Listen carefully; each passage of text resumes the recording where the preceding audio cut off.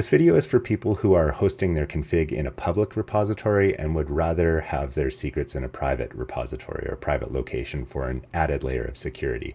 If you have no interest in using a public repo for your config, then it's probably not going to be the best use of your time. Also, this assumes that you know how to set up a private repo that you can access using SSH. Our nix-config is pulled together by the flake.nix file, which is stored along with various modules that make up the config itself. In the previous videos, we saved both the .sops.yaml file and the secrets.yaml files to the root of our nix-config. In this one, we'll go over the steps required to store those files to a separate private nix secrets repository instead, and then input the private repo into the nix-config like the other flake inputs. Using a private repo provides an additional layer of security between your secrets and the outside world. One of the value props that is often mentioned regarding SOPs is that once it's set up, you can safely store your secrets file along with the rest of your config in a public repo. This is very convenient, of course, but even though the file is encrypted, depending on your level of comfort or the type of work you do, storing your secrets publicly may not be an acceptable option. So how can we do this? You'll first need to create a private repository separate from the nix-config repo. This is my public nix-config repo on GitHub, and I happen to host my private repo on GitLab, but it doesn't really matter which repository host you choose. As you can see here, there are only a few files in my private repo. A pre-commit spec, which isn't relevant for this video, the config info for SOPs, a README containing some reference instructions for me to refer to, and the encrypted secrets file itself. Set up your own nix secrets repo and add your secrets.yaml and .sops.yaml files to it. We need to make sure that SSH knows which keys to use when connecting to the repo. This info is stored in your user's .ssh/config file. As you can see here, I have a match block entry that says when connecting to GitLab or GitHub, use these particular identity files. In my case, .ssh/config is built declaratively with Home Manager through my user's personal ssh.nix module using the match blocks option.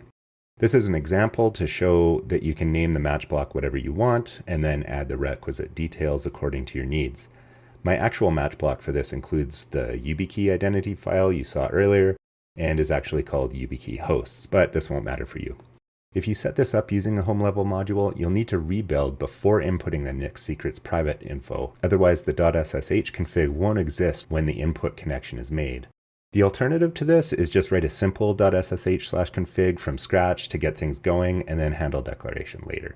You could do something like this to keep it simple, replacing your identity file with the path to your own SSH private key.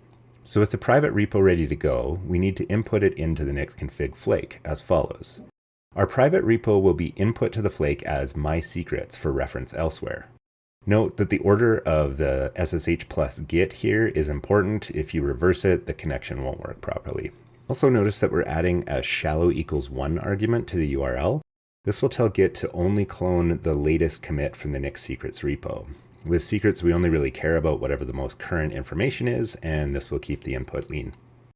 Next, we'll need to modify our sops.nix modules at the hosts and home levels so that SOPs knows where to find the secrets file. We'll start with the host level module.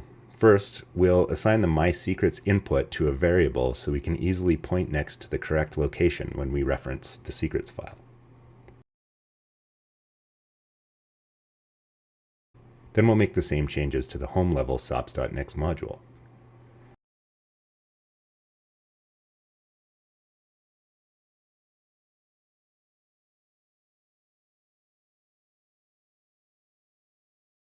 Now we're ready to rebuild.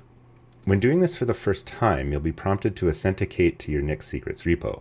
To demonstrate this, I'm switched over to a stripped down instance of the host. NixOS will go through the usual build steps, which I've sped up slightly here. And when it gets to our secrets input, it will go through the expected SSH connection steps. We'll say yes to continue connecting, enter our passphrase at the prompt, and NixOS will continue with the rebuild as normal.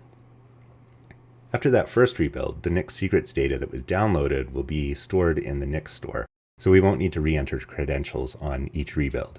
So what happens when we make changes to the nix secrets repo? How will NixOS know that it needs to get the new info? To demonstrate this, I'll edit a local copy of my .sops.yaml file in the private repo to remove the host access keys for Guppy.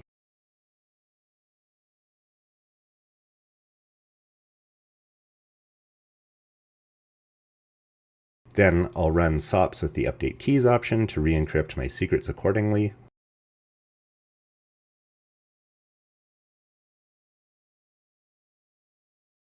And I'll push the changes to the private repo. Next, when I actually remember to go back to the nix-config directory, we'll run nix flake lock with the update inputs option and specify that the my secrets input should be updated. We're prompted for the passphrase, and we'll see that Nix found the new revision of my Nix secrets repo and replaced the old one.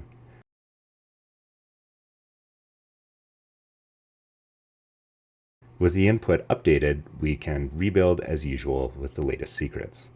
So that should be it. This video is a bit tricky to put together because I had to work backwards on a few things where the order of operations wasn't entirely friendly. Let me know if you run into any issues, and I'll do my best to point you in the right direction. Thank you for your time, and remember, the way out is through.